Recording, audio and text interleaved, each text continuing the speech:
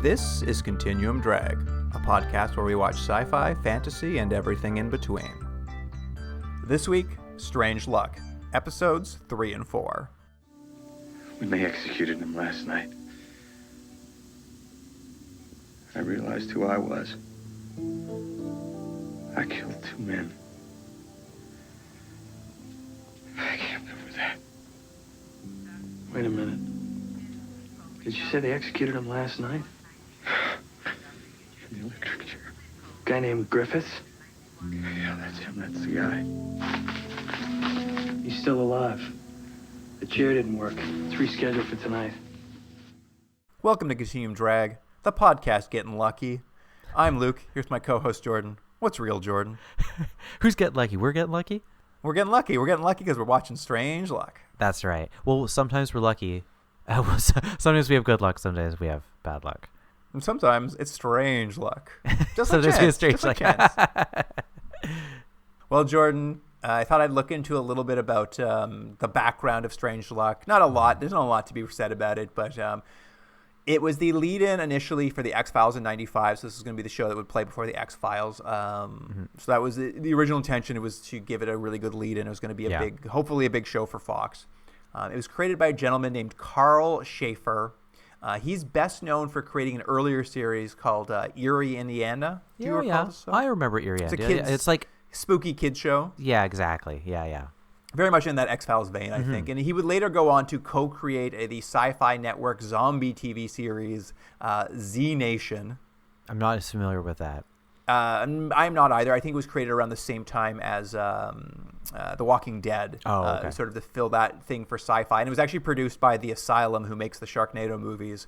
So very much in that, like, kind of ripped from a different successful show. They decided to make another zombie show. I think it's less in the tone of Sharknado sort of things. I think it's a little more it's probably a little more pulpy than Walking Dead, but I think it wasn't like so over the top and like parody ridden as sort of a Sharknado. But interesting, I didn't really realize the Asylum had dipped their toes into television series, but that makes sense. It makes sense for what they do. So, and one little fun note, Jordan, I don't know if you've noticed this, but have you seen the composer's name in the credits for Strange Luck? No, I haven't. It's Devo's Marx Mothersbaugh. Oh, is that right? He does. How do you say his name? I think it's Mother's. You know what's funny? I actually don't know. It's probably Mother's Bow. Maybe not. Mother's Bow. Maybe it's like one of those things where it's like David Bowie, and it depends on where you're from. Some people call it Bowie. You know. Interesting. But yes, the gentleman from Devo's composing the music for it. Which is weird because it seems like a lot not of like evocative. The actual like atmospheric music's not evocative, but then there's the real like needle drops are like mid 90s alternative rock. Like live. Yeah, they do a lot. They definitely doing a lot of. It's very. It reminds me of when we watched. What's that old West one with MacGyver? Oh yeah. I can't remember the name of it, but I know the show. I just can't remember the name. Yeah, it slipped my mind as well. But they also had. It felt like it was a lot of '90s needle drops in that as well. And I'm gonna notice one thing. I'm gonna go into a game in a second, but I just want to note one thing, and it relates to the game. And I didn't necessarily find a lot about this per se, but I definitely noticed in these episodes there's some interesting cinematography happening in these episodes. They're using like weird angles and weird camera lenses. It reminds me it's like a little bit of a precursor to a Breaking Bad or something, like the kind of like interior shots or like shots like they look in a trunk and see something, or like it's between two car bumpers and you see them looking directly at the camera at the object they're looking at. And so the first time I noticed, I'm like, there is like a certain amount of craft I'm finding in the camera work in this, which I thought was interesting. Yeah, well, I actually noticed it too. There's a few shots of like when there's that little car crash and there's like they like kind of speed ramp in on it almost looks like a GoPro or something. And there's a couple fun little shots, and it's like, oh, it's nice to see something like that in a show that's like just kind of like blandly bleak most of the time. A lot of it is by the numbers, but then the camera work occasionally is just like someone's just like, what if we put it, like he got in a car accident, what if we put it between the two bumpers and we see the two characters like lean into the camera to look at the accident. I'm like, that's a cool shot actually. So we've been not very kind to the show so far. I did want to like just shout that out, and it does lead me into my next thing. We're going to play a game. It's our game. It's like what's it called? The EGOTs. We're gonna look at like 4 awards categories and see how many they won.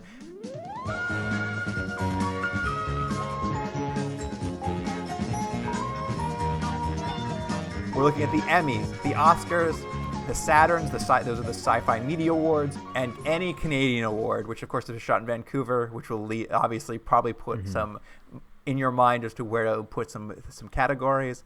Let's start with the Emmys. How many Emmys do you think the creative team behind this won? Keep in mind, obviously, guy made it, created Erie, Indiana. We've got a lot of Canadians probably working behind the scenes. Mark Mothersbaugh's there. We have D.B. Sweeney in the cast. I'm going to say two Emmys. The creative team behind this has won 7 Emmys. Oh my goodness, that's a lot. Good for them. I believe there's directors who were involved in it, went on to work on like 24, and then some of them had previously worked on Hill Street Blues, LA Law, and Amazing Stories before this. So it's kind of, they've got a veteran cast or team working on it, so some people who had won Emmys already. And also, I should mention, keep in mind, the writers are involved in this as well. So it's directors, writers, and the cast. How many Oscars do you think have been won by the people involved in this show? You know what? I'm going to stick with my lucky number because, like Chance, I never lose. So I'm going with 2. It's 0. It's 0. No one has won an Oscar. And you know what? Like Chance, sometimes I get bad luck.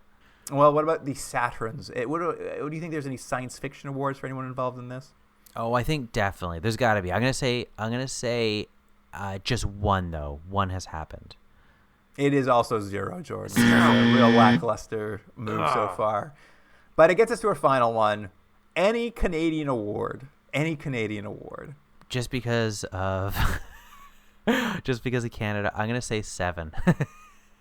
Jordan, there are 11 Canadian awards. I knew it. The people have won Gemini's, DGC awards, and Canadian Cinematography awards. Yeah. Mostly on the directing side. But yes, This is very much some talent behind it. And I think the Cinematography award particularly makes sense given like there is some work on the cinematography in the show. Yeah. And this is a jumping off in a slightly different direction, but there's an interesting shot I thought where they kind of did this crane shot of the diner with the coffee cup. But did you see that they're actually pouring liquid into the coffee cup outside of the diner? Oh, I didn't notice that. So it's actual liquid getting poured? Yeah, but I was like, what restaurant would do that? It's almost and it was like feature. It was like hot. It was as if like every day they're like, get the coffee, we got to fill it up again. This is very funny. That's very funny. Just a quick note. I believe one of the Canadians who won the Canadian awards, they were winning them for like Game of Thrones and things. So they really went on to like do good work. Better things. So when they like, what do you work on? They're like anything I know. I'm like, yeah, like Game of Thrones. They don't go like, hey, you ever see a small show called Strange Luck? Like, no, I never did. They're like, yeah, no one did. Well, Jordan, let's get into it. Here's the IMDb summary for episode 3, Last Chance. Chance helps a man on death row. Yeah. That's it. It was barely a sentence. I mean, there's a little more to it, but it's pretty much it. Well, it opens with Chance and the reporter, who we come to learn. I've been calling her the reporter this whole time, but we come to learn in these episodes that she's the photo editor at a newspaper. So photo editor is her position. Yeah, and they keep saying they're like, she's his boss. I was like, I didn't realize she was his boss. I thought he was freelance. Yeah, so did I, because he said he takes like gigs that no one wants. I think there's a little bit of retconning here. Well, we'll get into it. I actually do think we see something later that confirms he's freelance, but we'll get into it later. She's driving him to go pick up his car from the shop because he's always having trouble with that beater. Mm-hmm.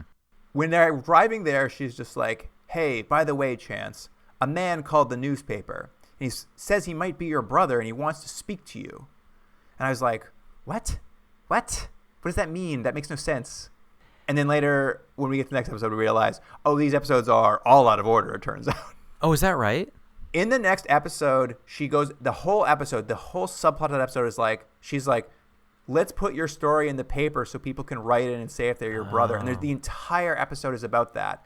And this episode, but like, it makes no sense because I'm like, in this episode, it's like, what do you mean someone wrote into the paper saying you're your brother? And then, like, it wasn't until the next episode I'm like, oh, I see. You've rearranged all these episodes randomly. I didn't even notice that. I just thought it was going to be this, like, it was like a throwaway line that they're just going to keep reminding people that the brother is a subplot that they should care about. So I was just like, I barely even paid attention. She's like, your brother. I was like, oh yeah, you're not going to reveal anything. I'm not paying attention. You're like, you don't even worry. It doesn't make sense. No, You're like, whatever. No, it's fine. It's like, oh, because it's going to be when the brother shows up, it's going to be stupid. Yeah, of course. I mean, he shows up this episode and it was stupid. Anyway, she drops him off at the auto shop. Chance goes inside and he stops a mechanic who is mid-suicide via carbon monoxide poisoning. Of course, the mechanic is not too happy about it. He's pretty grumpy after he's saved from his suicide and gives him his keys and leaves. But did you notice who this mechanic, who's a major character in the episode, is? No, who was it? It's John Grease, character actor. Some people might know best as Uncle Rico from Napoleon Dynamite, but he's most recently been in almost all of the seasons of what is the HBO hotel show? White Lotus. Oh, White Lotus. He's been in almost all the White Lotus things. He's a reoccurring character in the White Lotus series. You're right. I now that you say it, I recognize his face. He's most recently in the latest Fallout season. He's like a very reasonable character actor now, and I'm just like crazy to see him. He still looks the same, but like he's got a goatee or mustache or something now in this episode. But yeah, Chance stops this like suicide. The guy's like angry, like fights with him, and but they like send him to the hospital because has been breathing in this carbon monoxide. Yeah. Anyway, Chance drives away in his car. He gets distracted as he's driving by a man in full Navy dress running down the street holding a briefcase. And Chance ends up rear-ending a vintage car because of the distraction. Mm-hmm. Jordan, why was that Navy man running by, and why did it never come back in a show about coincidences? I don't know. Like I was just like, well, that's clearly coming back because it's too specific. No, it's not coming back. No. It has no meaning. No, it was just a thing. In a show about chance and coincidences, some things don't mean anything. That's right. They just need to keep it going. They just need to have that car accident happen. I mean, what is important is he crashes into a vintage cab and gets the business card from the cab driver. When the cab driver's like, you have to pay the insurance on this cab I've restored. And he's like, yeah, I'll call you in 24 hours. Give me your card. And he drives away. I'm like, that's not how car accidents work, I don't think.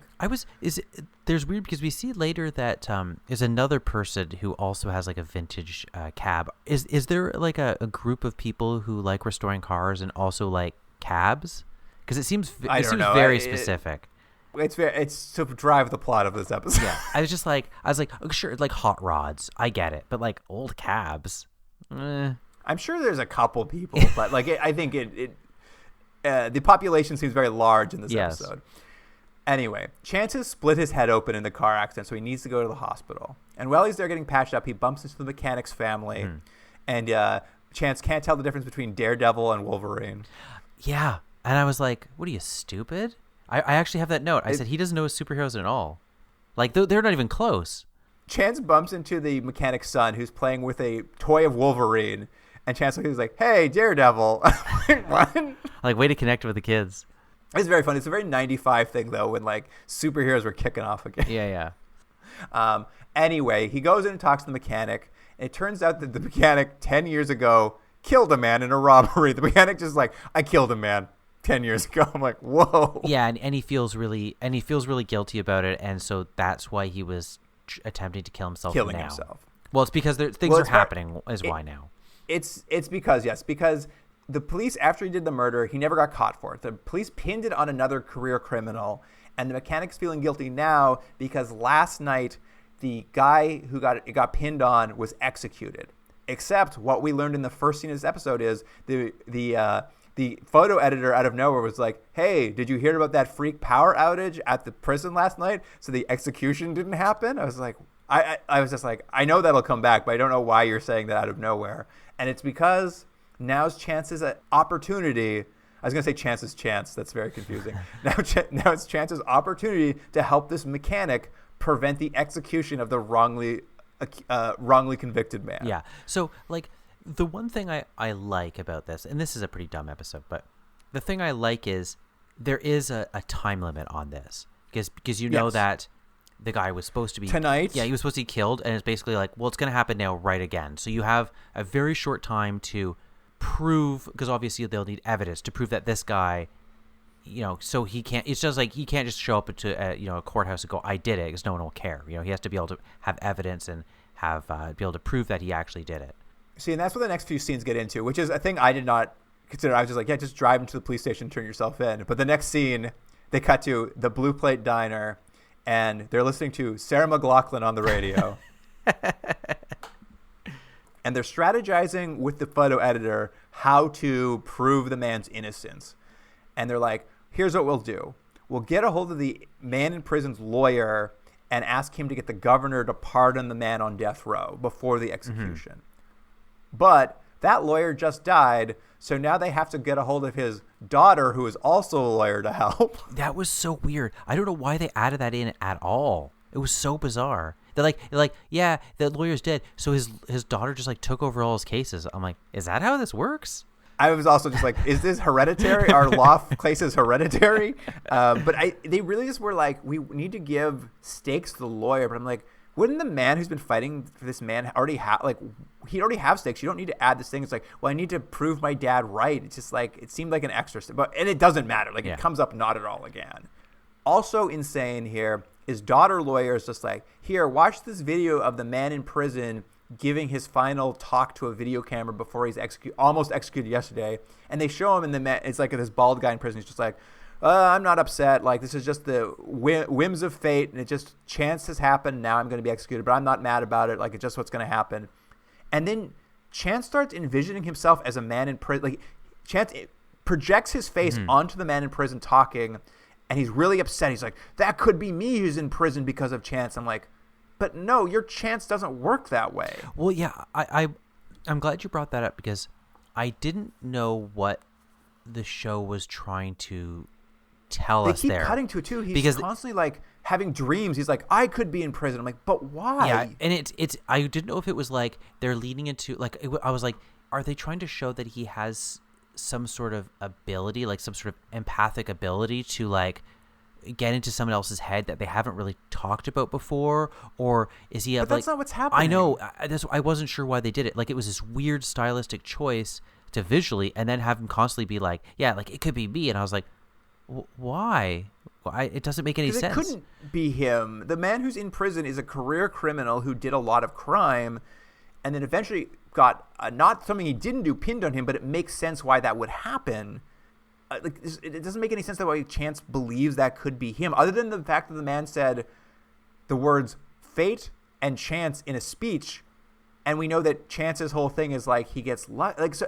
None of it connected for me, and they kept cutting back to it. And would this is just a small technical question, but like, would they give this guy the electric chair for murdering one person in some sort of like manslaughter case? Like, I know he's a career criminal, but like, it seems like they wouldn't.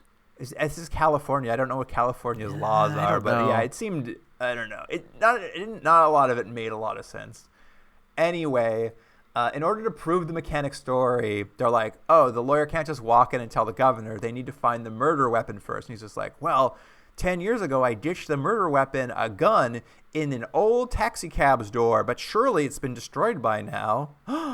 Yeah. Well, what a lucky coincidence. Well, I put a note here, and this will only this note won't make much sense to you, Luke. But seeing as the only kind of books and stuff I'm able to read right now are children's books, and there's a series of books called like if you give an animal a certain thing. So it's like if you give a cat a cupcake, or you give a moose a muffin, or you give a pig a pancake. And what it basically is this cute little story of like, you give a cat a cupcake, he'll want some sprinkles, and then the sprinkles will lead to something else, and that will lead to something else. And they go on this kind of fantastical circular journey, and at the very end, they get a cupcake again. That's basically what these cute little books are for, 2-year-olds. And my note was, this show's a little bit like those books, where it's like it's as deep, and it also like it's like they know where they kind of want to get. In between, like, it could kind of not make a lot of sense, and we'll just bounce from piece to piece because we know we're going to get there at the end. And I was just like, guys, like, I don't know if this is how you write a TV show. Like, it's just like, this one specifically is like, the things are so random but they're like, yeah, because he is lucky. I'm like, but does that make any sense at all? And I think the answer is no. Yeah, I would argue the concept of luck barely plays into this episode. Yeah, it's just like, it's I think they're stretching the idea. Happen. They're just stretching it as far as you could take the idea of Chance. Anyway, because he had that accident with the vintage cab, they go to that guy's house. Chance starts tearing apart his vintage car. There's no gun inside of it. And the guy's just like, you destroyed my car. And then, by chance, a different vintage cab collector pulls up that exact moment in his vintage cab. So they tear that cab apart, and there's the gun. Yeah, it's. I think I made this point in the last when we were watching the first 2 episodes, in that I think if the vehicle behind this was, he sort of always knows he's going to end up on top, but he doesn't really know how. So he sort of just does things, like he takes chances on stuff, or he has these whims. You're like, okay, but what this really is just like, it's just a convenient way out of plot holes at all times. And it's just like, it just ends up being lazy, because you can't just have like a coincidence to get you into a situation. Great. But just a coincidence to always get you out of situations is just the laziest way to go about it. And this show is like, they've decided, well, that's how we get it out of anything we're going to set up. It's just coincidence. You're like, well, that's not interesting. To speak to this scene in particular, like, they go to the guy's house, the cab guy. They destroy his car. There's no gun in it, because they're like, we need an obstacle or it's too easy. And we'll just get a funny scene where they ruin this guy's life.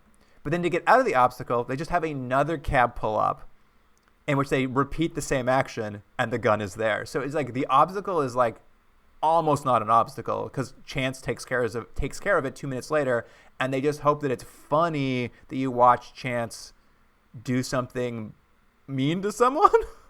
Yeah, but I will say, I also like that the lawyer came with them.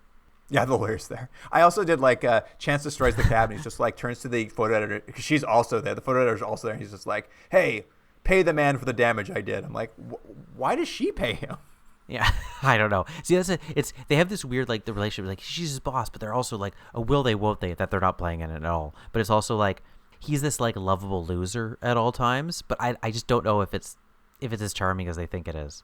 Anyway, they go visit the assistant DA with the evidence of the gun, but he's skeptical.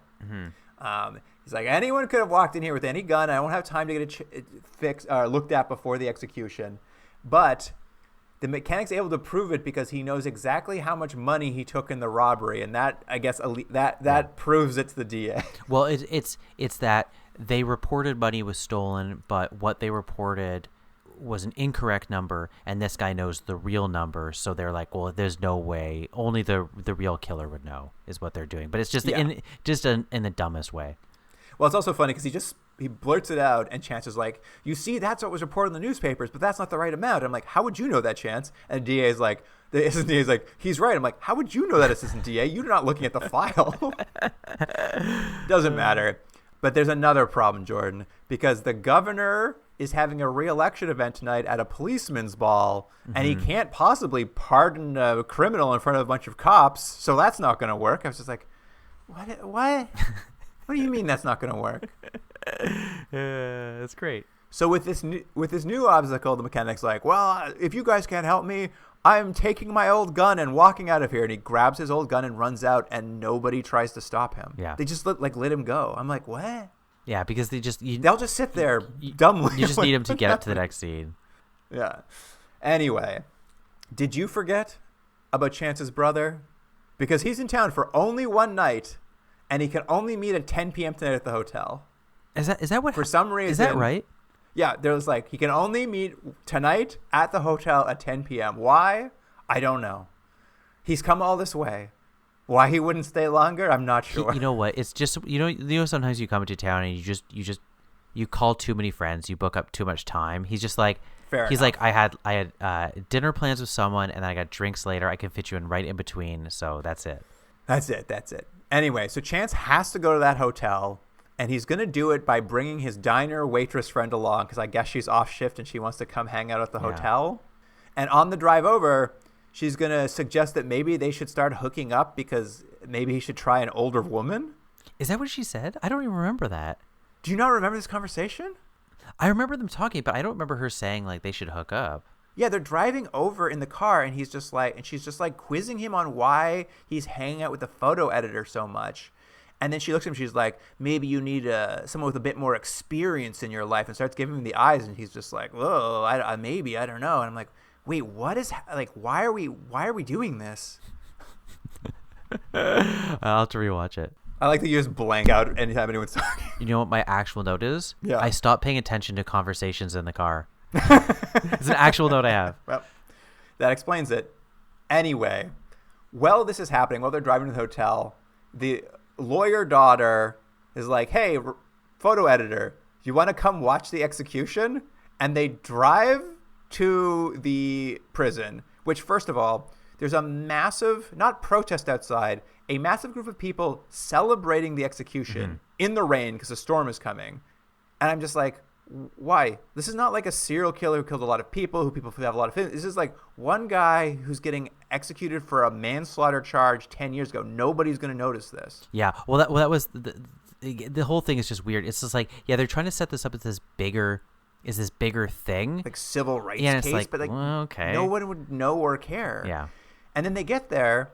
Daughter lawyer brings the photo editor to meet the wrongfully accused man. And the director has been like, hey, play it like you're Hannibal Lecter.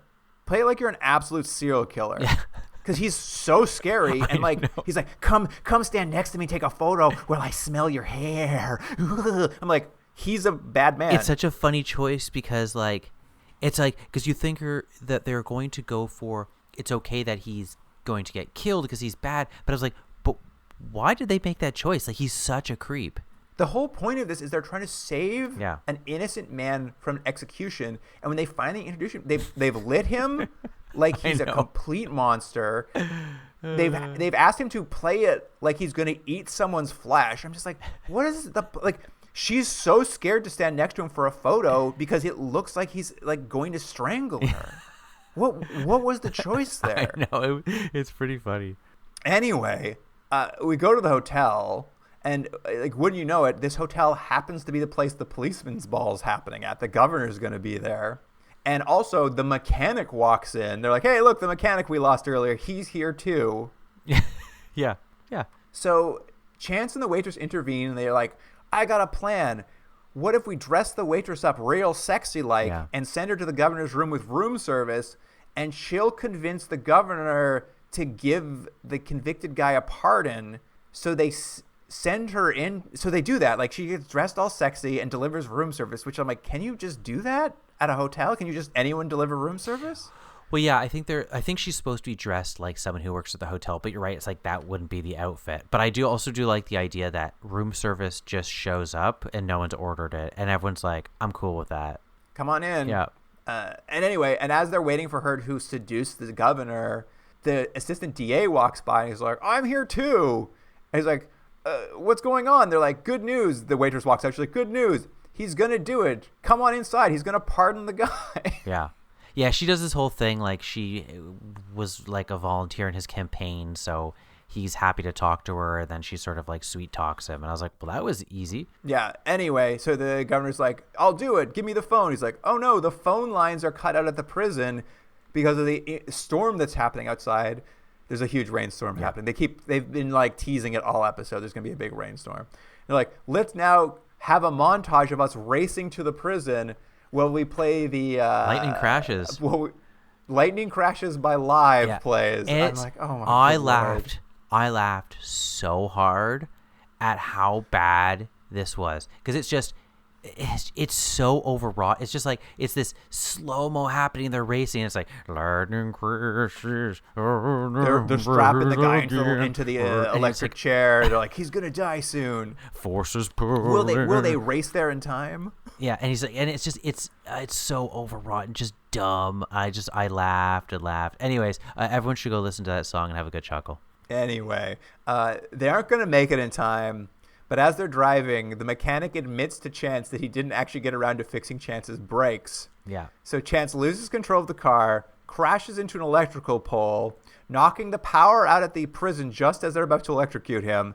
And then a power cable falls out of the sky, lands in the mechanic's hands, and he is electrocuted and dying in the place of the man in prison.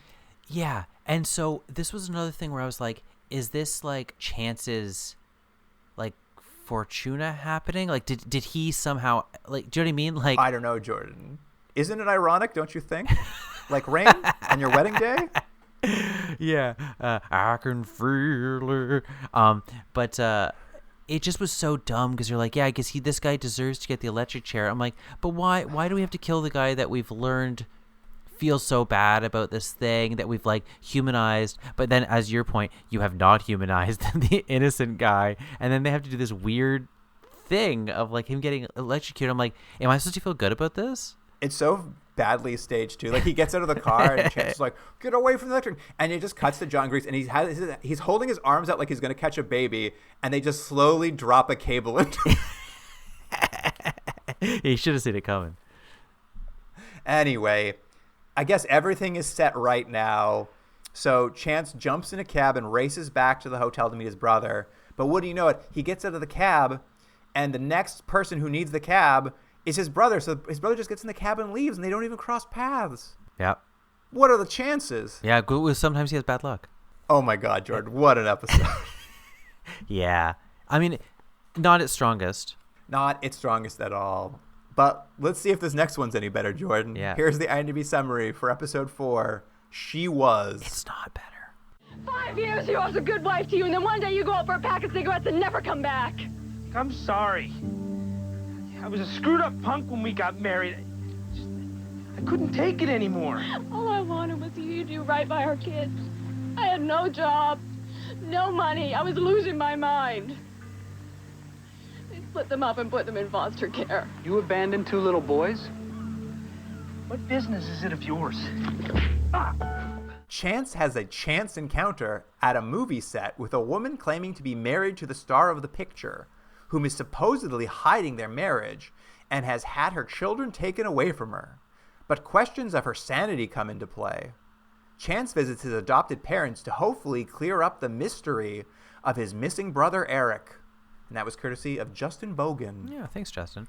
I got a lot of questions on this episode. This episode's like, if that last episode was a hot mess, this one's like, it's hotter. Yeah. Oh, it's crazy.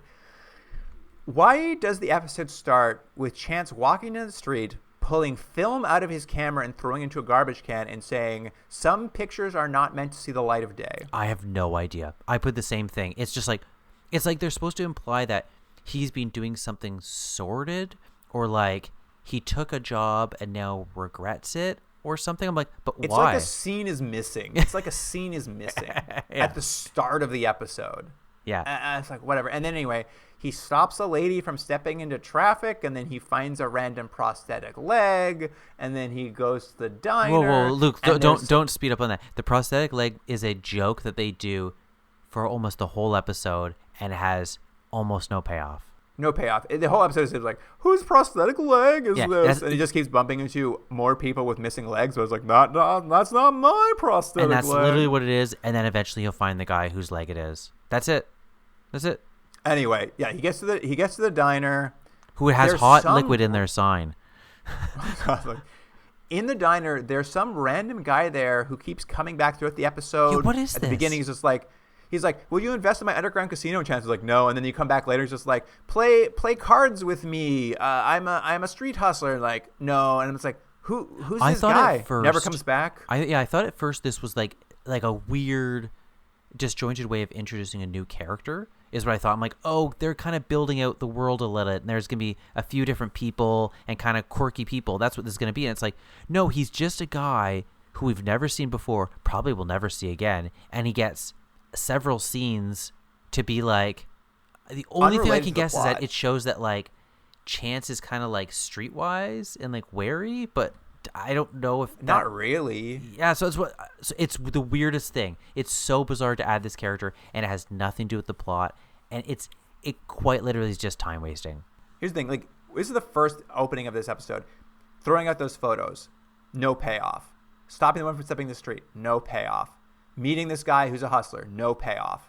For a show, this whole thing is like every coincidence means something, and nothing means anything. Yeah, I mean, you make a good point, because maybe, and I don't know if this would be interesting or more interesting or not, but it could be that he's so obsessed with Chance that like maybe he's always is looking for stuff, and he always thinks something is leading to something else, and he's kind of like paranoid about it or something. But just this idea of him just like floating through He's things. the most passive character. Yeah, He's the most passive It drives character. me crazy how passive he is. And I know they like this idea of this like slacker kind of character, but it hurts the show to have him just be like, I don't know what happens. It's like, oh, do something. Anyway, the photo editor finally shows up at the diner. She wants Chance to get photos of a celebrity named Dirk Moody who's in town shooting a noir film called She Was. It's for a profile the newspaper's doing, but it is apparently an unauthorized profile because they have no set. There's no there. He's basically going to set and taking paparazzi shots of him. It's like a profile implies this was set up by his publicist. Yeah, well, this is weird because later on we'll see what amounts to a photo shoot, but it's like a traditional photo shoot where he's like posing for photos.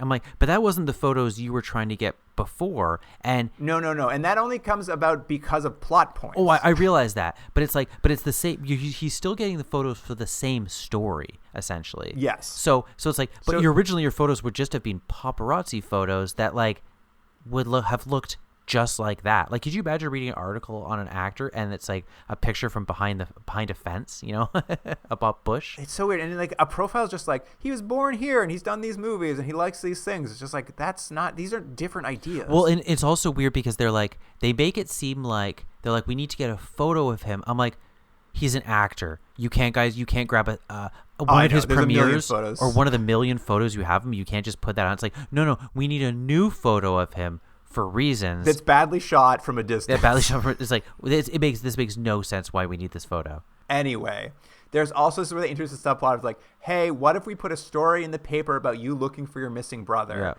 And I was like, oh, now that last episode makes sense in that this is in the wrong order. Yeah. But that's like, and it's a runner through it.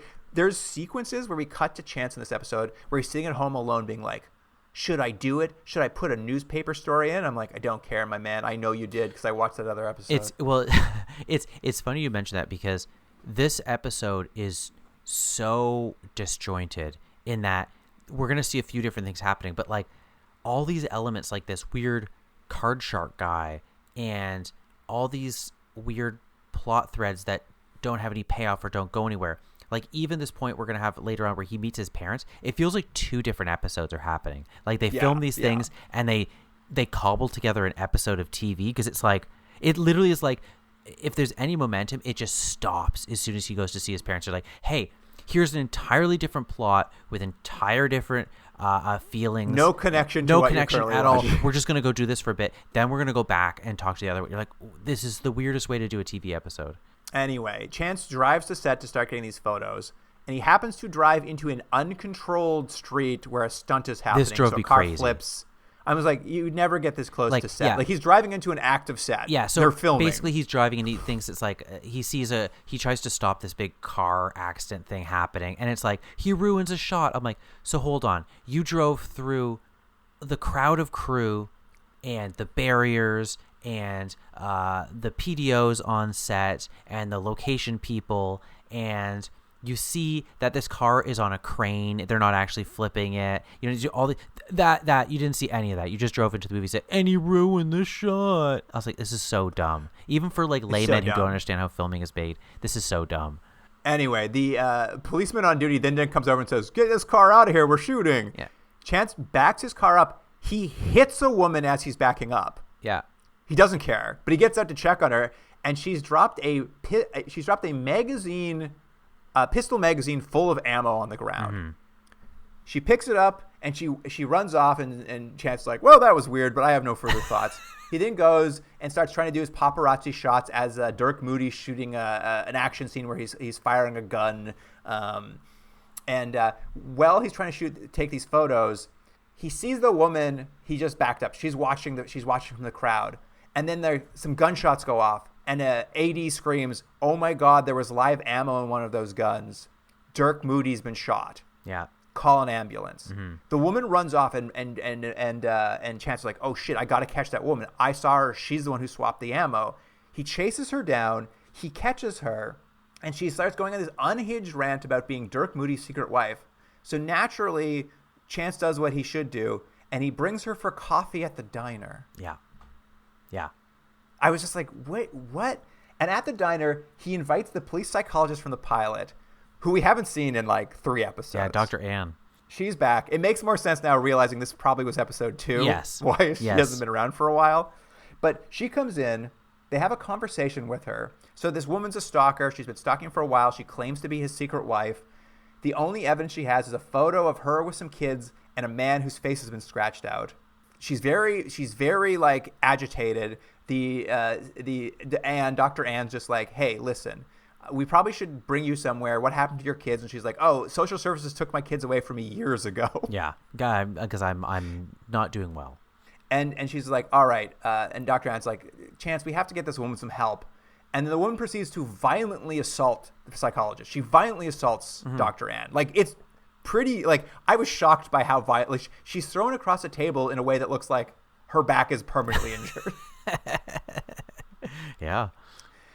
And basically, this ex-wife woman is committed to a mental health facility at the end of this scene. And Dr. Ann is like, I'm fine. I'm not pressing charges. I'm like, what? Well, What? Angie gets Okay. her. Angie cuffs her. Yeah. It's bizarre. It's a bizarre scene. But anyway, this woman's taken away. She seems very unhinged in the scene. She's not portrayed sympathetically at all.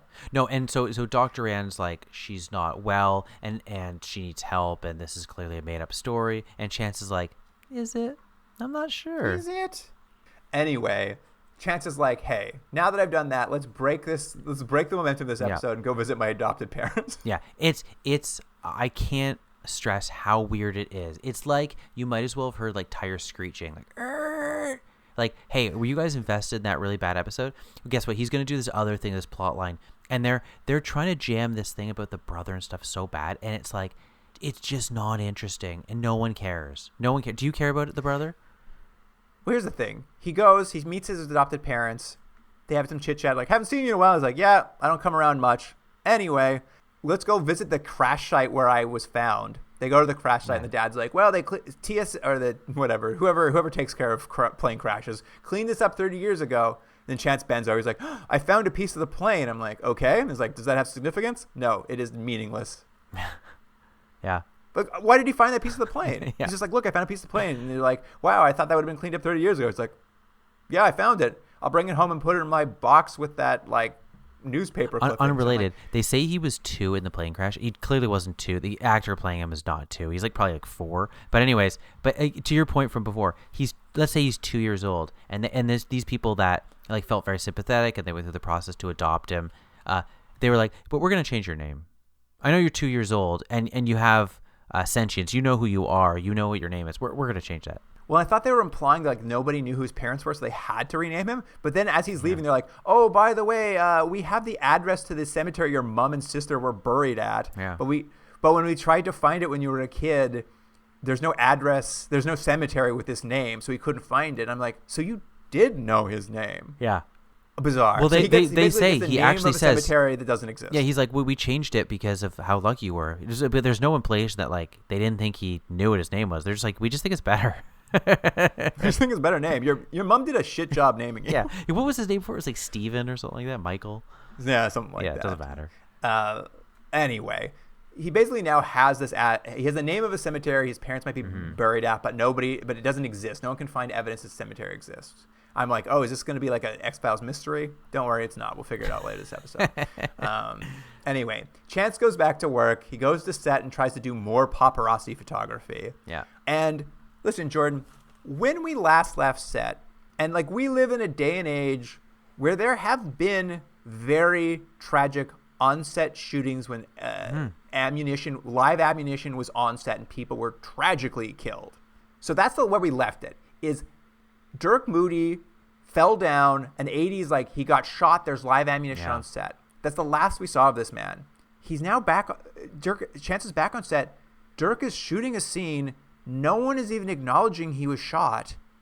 Like, does they even mention, like, someone's just like, I don't even know if they mention, like, how he went from getting shot in the last scene to being back on set, like, 3 hours later. Yeah. Well, it's almost as if he's not shot because like it's like they forgot. It's like they forgot. It's what it seems, because I thought the same thing. I'm like, wasn't he shot before? Like, shouldn't it be a thing where like the movie came to a screeching halt and he's in the hospital now, and they're like, no, he's filming the movie. Yeah. You're like, is he hurt? I was like, no, he's good.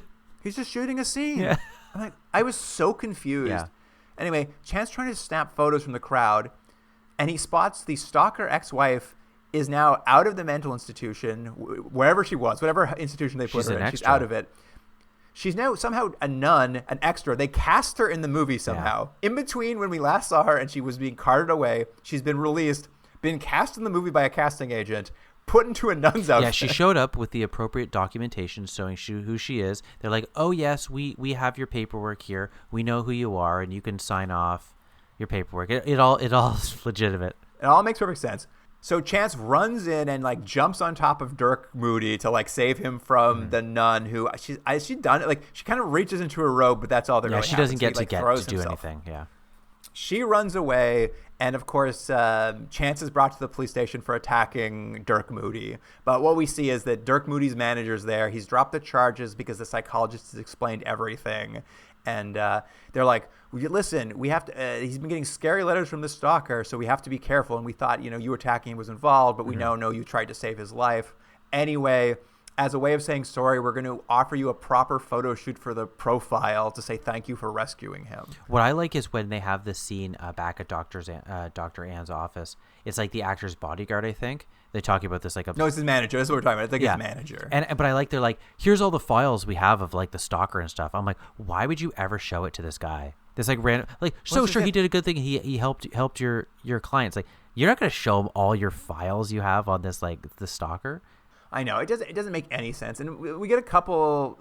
Like, there's actually two scenes I'm going to skip over. There's a scene where he goes home and thinks about his brother. Yes. And then there's a scene where he goes to the restaurant and the guy's playing 3-card Monty with the photo editor. Yeah. None of them mean anything, but it's 2 full scenes. Yeah. The scene of him going They're home, unrelated. he, like, looks at his brother's jacket for, like, it seems like 20 minutes.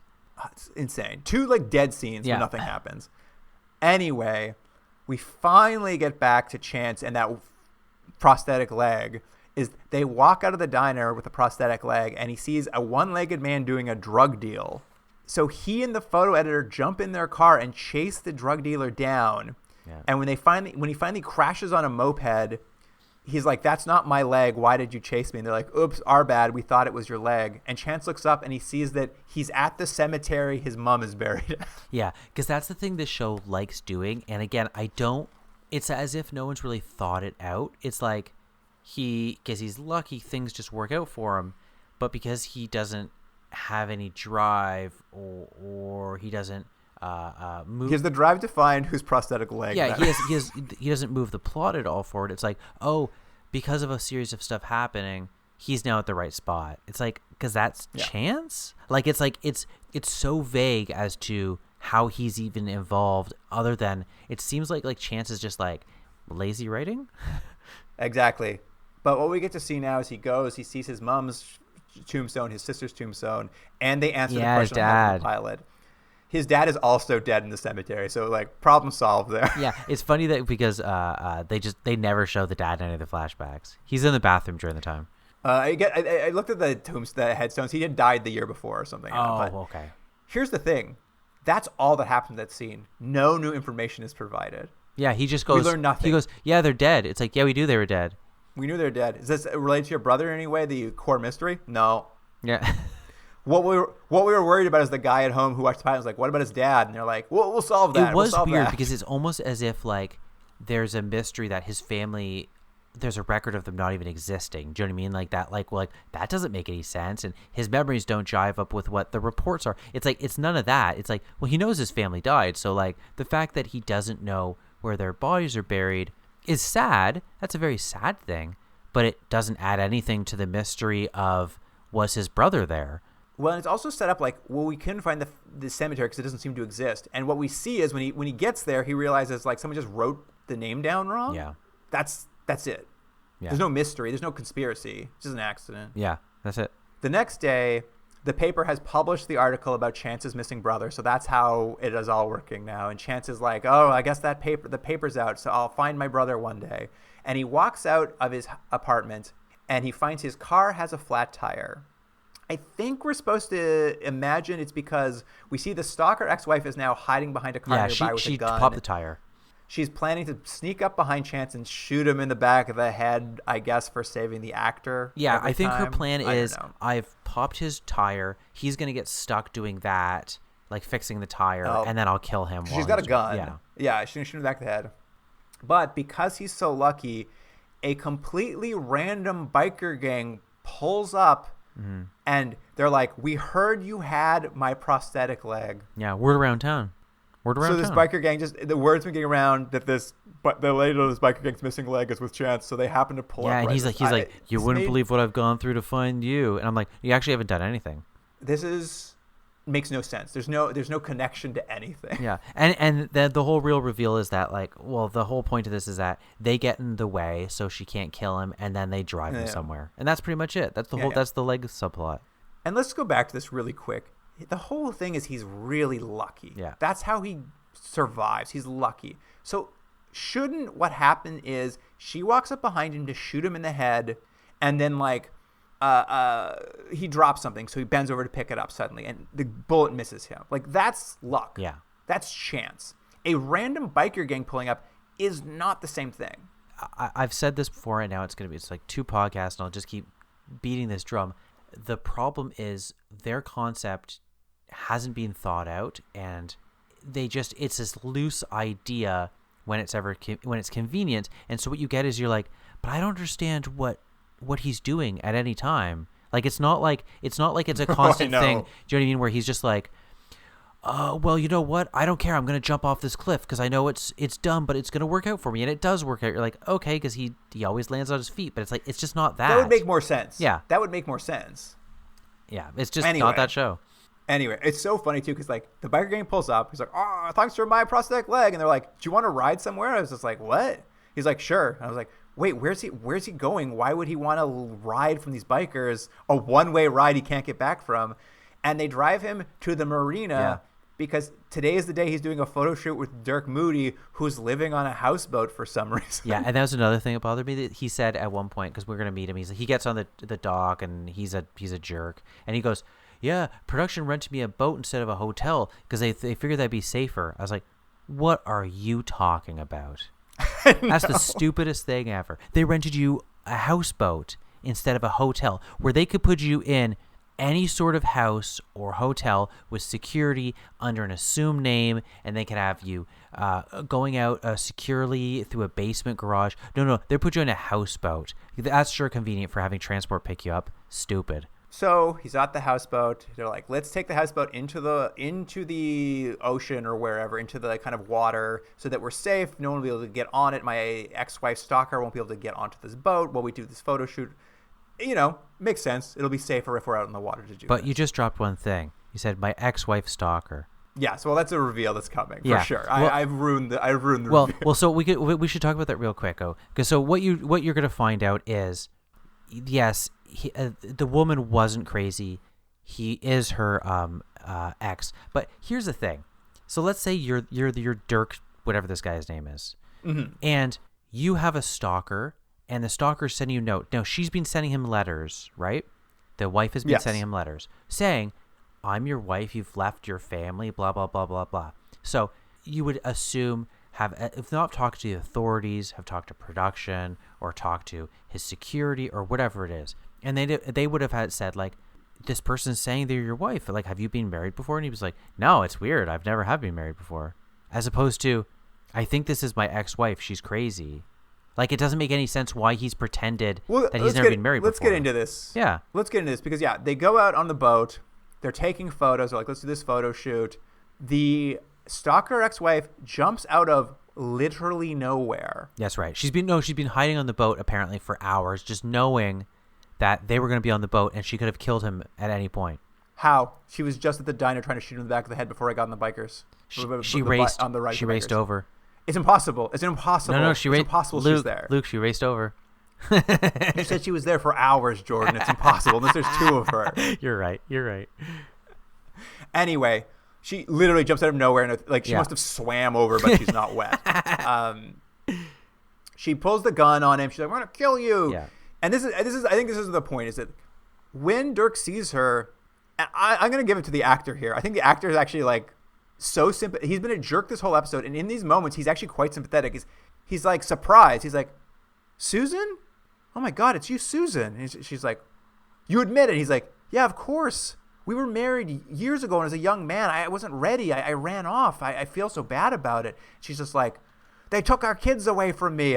He's like, oh my God. Like, he's so sympathetic in this final moment where I'm just like, oh, it does seem like he didn't know it was her, and that like he feels some remorse for what he did. Yeah. But it just doesn't make sense logistically for the world, right? Like that he would never have mentioned. No. I mean, unless no one showed him those letters ever and he just didn't know it was happening. I suppose that's true. If no one ever showed the letters. Like, that's the only way it makes sense.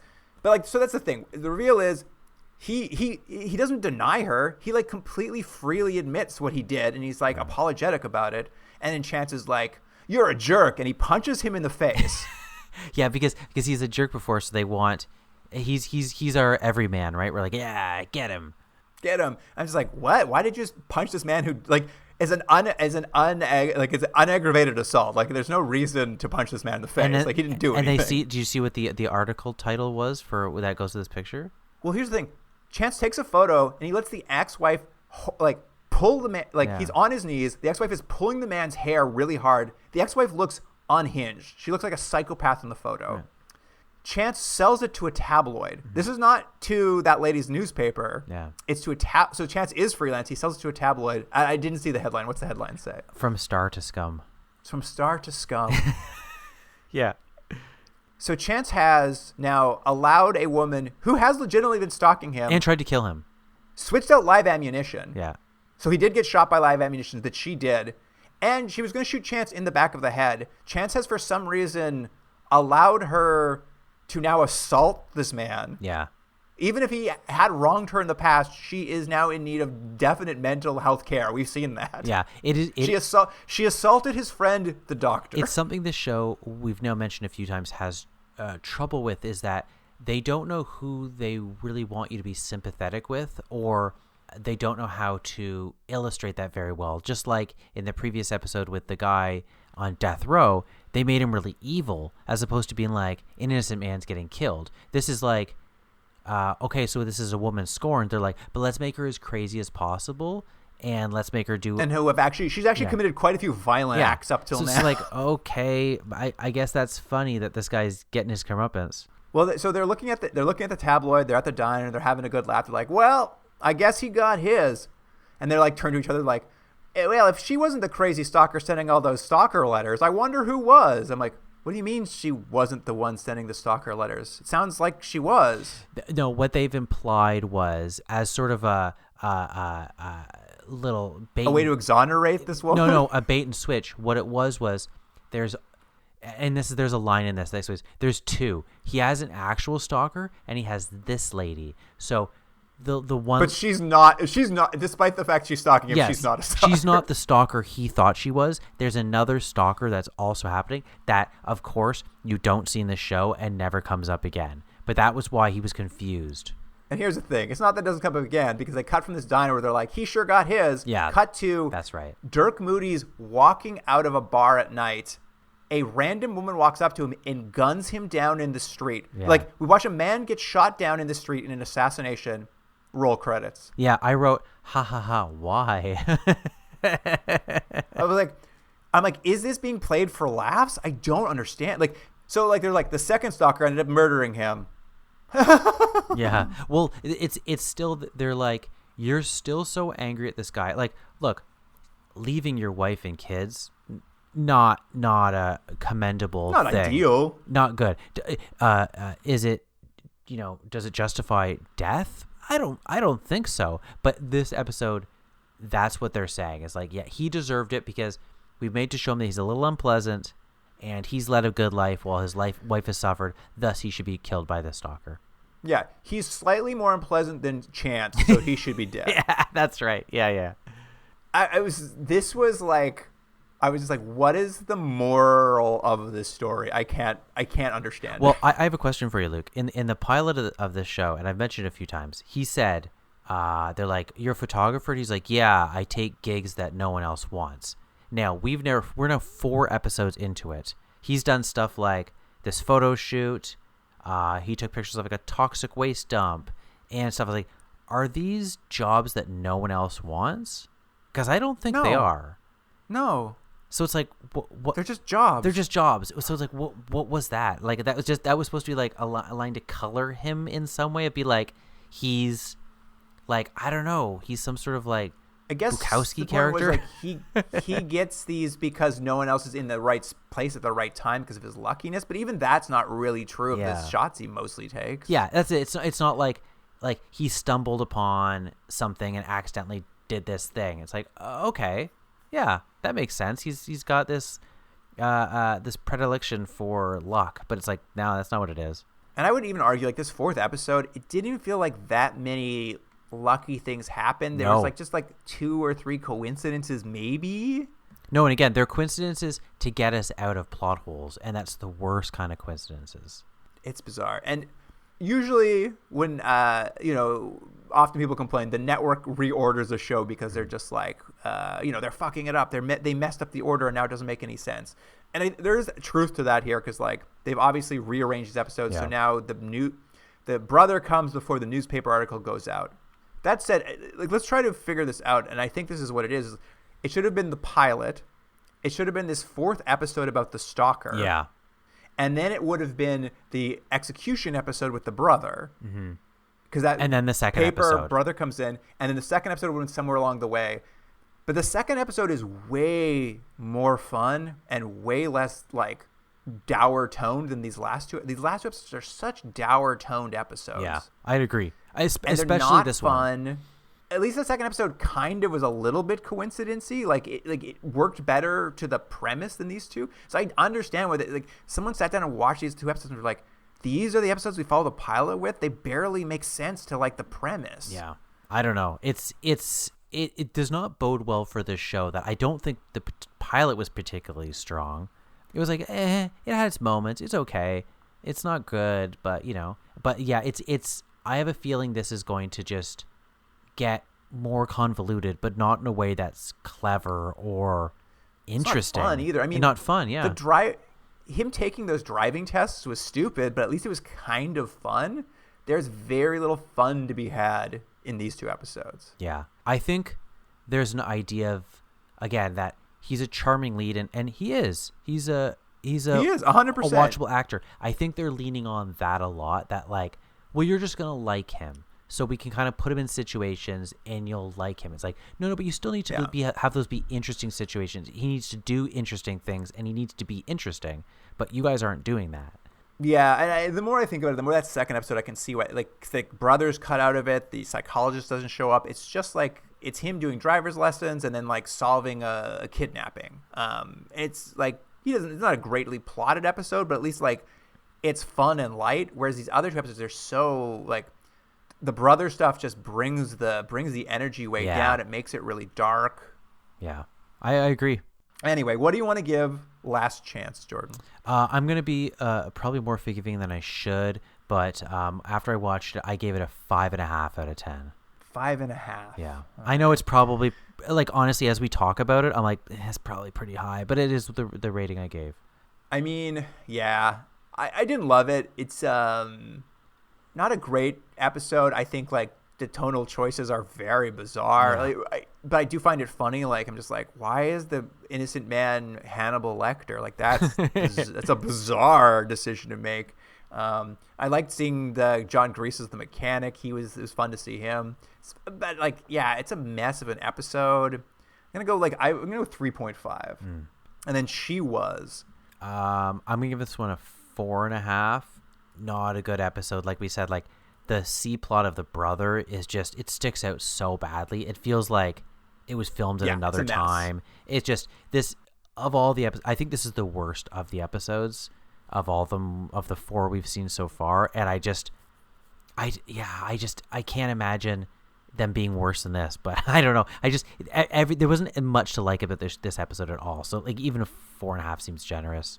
Yeah, I agree. I think this is certainly the most mess of an episode for this premise there's been. And like, I don't know why. I find it particularly hard to like watch because I understand the premise of like the bait and switch of the ex-wife is not the stalker. She's actually been wronged by him. That's fine. Like, that's a perfectly reasonable episode. But then why make her so violent, so unhinged, so unsympathetic? And then at the end still expect us to be like, well, she was right all along. Yeah, and like he really deserved it. I know. You can't do that. It doesn't work. Yeah.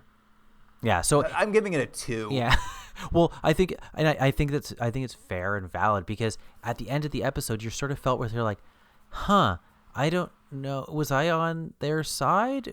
What happened?" Like you feel confused as a viewer because you don't know where you're supposed to land on it. It's not a well-written episode.